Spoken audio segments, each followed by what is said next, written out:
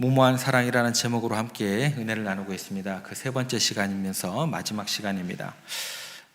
전쟁 중에 가장 기다려지는 소식이 무엇이겠습니까? 당연히 그 기다려지는 소식은 승리의 소식일 겁니다. 그런데 오늘 본문에 나오는 다윗은 승리의 소식보다도 더 기다리고 애태웠던 소식이 하나가 있습니다. 그것은 아들 압살롬의 소식이었다라는 것입니다. 그래서 이제 다윗은 발랑군을 진압하는 그 전쟁의 시작부터 승리보다는 압살롬에 대한 생사에 대해서 더 많은 관심을 가지고 있었습니다. 그래서 그때 당시에 출정하는 그 발랑군을 진압하기 위해 출정하는 그 모든 군사들과 군장들에게 압살롬에 대해서 정말 선처를 부탁하고 당부를 계속했다라는 것입니다. 압살롬은 그런데 지금 다윗에게 있어서 자식이기 이전에 지금 원수의 자리에 처해져 있는 상황이었다라는 것입니다. 자기가 아버지의 왕권을 빼앗기 위해서 아버지를 죽이려 하고 있었고, 온 백성들이 보는 앞에서 아버지의 그 권위를 바닥에 내동댕이 치고 싶었어요. 그래서 후궁들을 불러서 백주 대낮에 넘지 말아야 할 선까지 백성들 앞에서 넘어버리는 용서가 안 되는 아들의 모습이었다라는 것입니다. 그러나 압살롬을 바라보는 그 다윗의 시각은요, 결코 재판관이 될 수가 없습니다. 그냥 역사학자들처럼 객관적으로 그 시선을 바라볼 수 있게 되는 것이 아니다라는 거예요. 객관적일 수가 없습니다. 그 이유는 간단합니다. 다윗과 압살롬의 관계가 무엇이기 때문에? 부자지간이기 때문에 딱 이 한 가지다라는 거예요. 이처럼요, 부모님으로서의 그 정은요, 합리적인 접근 자체가 어떻게 해요? 불가능한 영역입니다. 법적인 적용도 이거는 해당이 돼요, 안 돼요? 힘을 쓰지 못하는 영역이 부모님으로서의 어떤 정이다라는 것입니다. 그곳에는 법을 초월한 사랑이라는 또 다른 세상의 질서만이 존재한다라는 거예요. 그 사랑의 질서 가지고 부모와 자식 간의 관계가 설정이 되는 것입니다. 결국 이 관계 설정으로 인해서 다윗 왕은 통곡을 하게 되고 승리의 기쁨은 사라지고 그 승리의 그 자리는 엉망이 되어버립니다. 다윗의 마음은 어떤 지경에 이르게 되냐면 차라리 내가 죽었더라면 하는 그 마음으로 가득하게 되더라는 거예요. 이런 다윗 왕의 모습 속에서 우리는 부모님들의 그 무모할 정도로 그 무한한 사랑을 발견하게 됩니다. 그러면서 그 속에서 우리에게 보여주고자 하시는 하나님의 아버지의 그 진정한 사랑의 의미를 우리가 깊이 생각해 보고자 합니다. 오늘은 그 생각할 주제가 마지막 시간입니다. 미워하는 자를 사랑하는 무모함이라는 주제로 함께 은혜를 나누고자 합니다. 관계 속에서 이 무모함이 나타나게 되더라는 거예요. 특별히 부모와 자식의 관계 속에서는 사랑이라는 그 관계의 설정이 되어지는 그 기준 때문에 다른 인간관계가 다 깨어지게 되는 그런 아픔을 경험하게 됩니다. 여러분, 인간관계에서 나타나는 그 설정이라는 것은 여러 가지가 있어요. 선이 있으면 뭐가 있어요? 악이 있습니다. 관계 설정은 딱 그렇게 정하게 되어 있어요. 선이 있으면 악이 있게 되고, 사랑이 있으면 뭐가 있을까요? 미움이 있습니다. 배신이 있으면 뭐가 있을까요? 충성이. 이렇게 절묘한 관계들이 아주 극과 극을 이루면서 모든 관계 설정을 해나갑니다. 이 모든 경과는 어떻게 주어지게 되냐면, 원인이 있으면 결과가 따라가게 되어 있어요. 선이 있으면 뭐가 따라와요?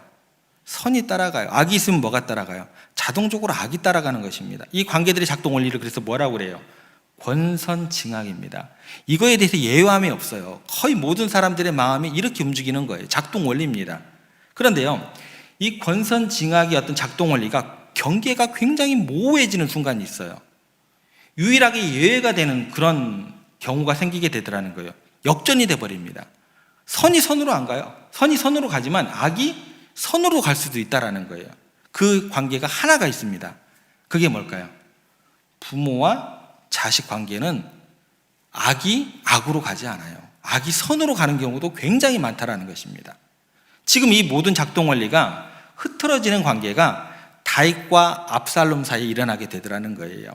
그래서 요압 장군은요, 이 상황 자체가 굉장히 불만족스러워요.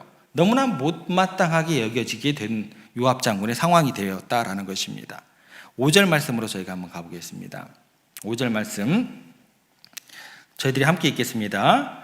요압이 집에 들어가서 왕께 말씀드리되 왕께서 오늘 왕의 생명과 왕의 자녀의 생명과 처첩과 비빈들의 생명을 구원한 모든 부하들의 얼굴을 부끄럽게 하시니. 지금 아버지로서의 다윗은요, 압살롬의 죽음만 생각을 합니다.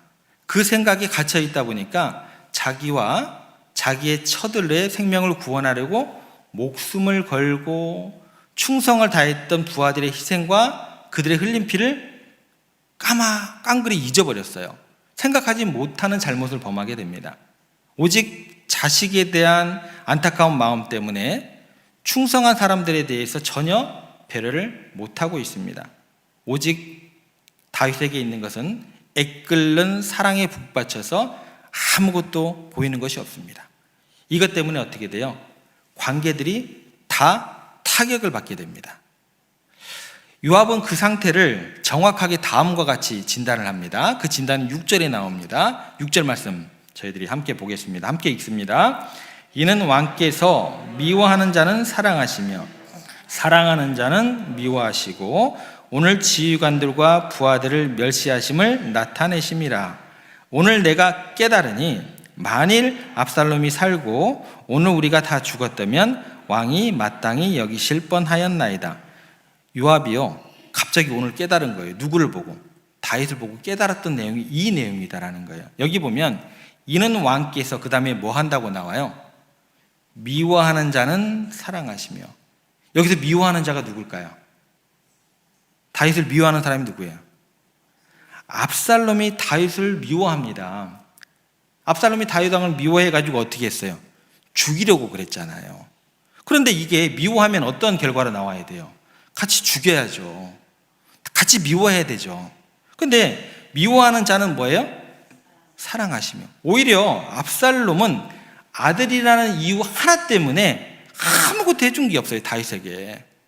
다윗을 미워하고 죽이려고 했는데 오히려 어떻게 한다고요? 자기를 미워하는데도 사랑하고 역전이 되어버렸어요. 또 그 다음에 뭐라고 나오냐면 사랑하는 자는 미워하시고. 이 말이 무슨 말일까요?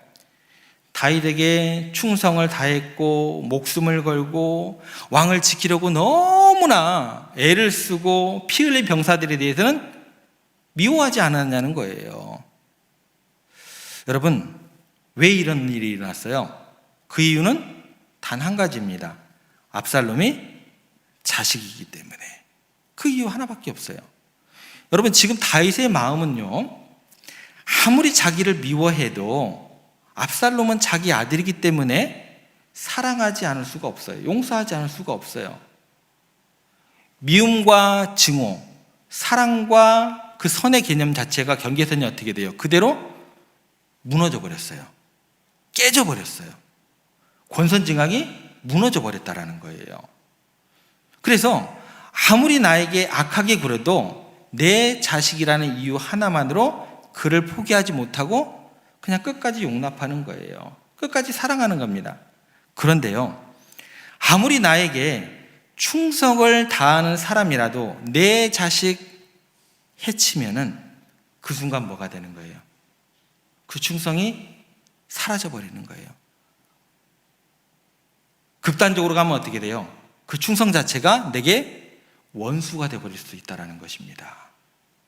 내 자식 건드리는 사람은 용납이 안 되는 그런 지경에까지 이를 수 있다는 거예요. 그래서 어떻게 돼요? 다윗이 몸둘 바를 모르는 거예요. 이거 어떻게 하지? 이거 어떻게 하지? 그래서 하는 행동이 뭐예요? 통곡을 아니할 수 없게 된 다윗이다라는 것입니다. 요압은 그것을 지금 깨달은 거예요. 지금 깨달은 거. 아차, 이게 깨달아지는 거예요. 여러분, 다윗의 마음속에 있는 이 부모님들의 마음을 잘 보면 원수를 사랑하는, 그리고 원수를 사랑하라고 하시는 하나님의 마음을 우리가 조금은 이해할 수 있는 그 시작이 될 수 있다라는 것입니다. 한번 생각해 보겠습니다. 다른 사람에게는요, 압살롬이 뭐예요? 적이고 원수입니다. 죽여야 할 적군이에요. 다른 사람의 입장에서는, 다른 사람이 보기에는 압살롬은 다윗에게도 뭐예요? 원수이고 적이에요. 맞습니다. 다른 사람의 입장에서 보면 원수이고 적이 맞아요. 다윗도 그렇게 생각할 것이다 라고 다른 사람들로 그렇게 이해할 수밖에 없는 그런 지경이에요. 그런데요, 정작 다윗에게는 원수이기 전에 내 자식입니다. 다른 사람이 절대 미워해서는 안 되는 내 자식이라는 거예요. 우리 인간관계를 바라보는 하나님의 관점도 이와 똑같습니다. 내가 보기에는요, 그 사람이 나의 원수인 것 같아요. 맞아요. 그리고 내가 생각하기에는 하나님의 원수인 것도 같아요. 그런데요, 입장을 바꿔서 하나님의 입장에서는요, 하나님의 마음으로 보면은요, 그 원수는 누구예요?